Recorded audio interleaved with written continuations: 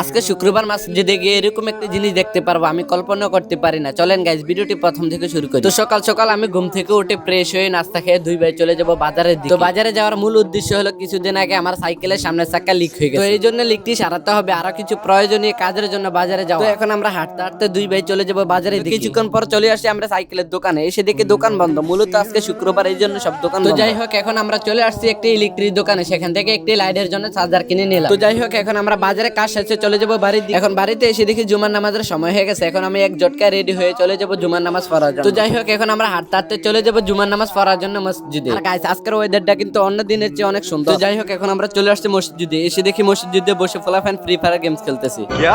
তো যাই হোক এখন আমরা নামাজ পড়ে সুন্দরভাবে বেরিয়ে গেলাম। গাইস কি আর কম, আজকে কয়েক সপ্তাহ ধরে আমাদের মসজিদে মিষ্টি দেওয়া হয়। কি জন্য দেন না তা আমরা জানি না, যদি আপনারা জেনে থাকেন কমেন্টে বলে যাবেন। আর গাইস এখনো যারা চ্যানেলটিকে সাবস্ক্রাইব করেন না তাড়াতাড়ি করে দেন প্লিজ। এবং কি ফেসবুক থেকে দেখে থাকলে একটি ফলো করে, ফেসবুক থেকে দেখে থাকলে কমেন্ট বক্সে ইউটিউব চ্যানেলের লিংক দেওয়া আছে, প্লিজ একটি সাবস্ক্রাইব করে দেন। আর আজকের জন্য এখানে বিদায় নিচ্ছি, দেখা হবে নেক্সট পার্টে। ধন্যবাদ।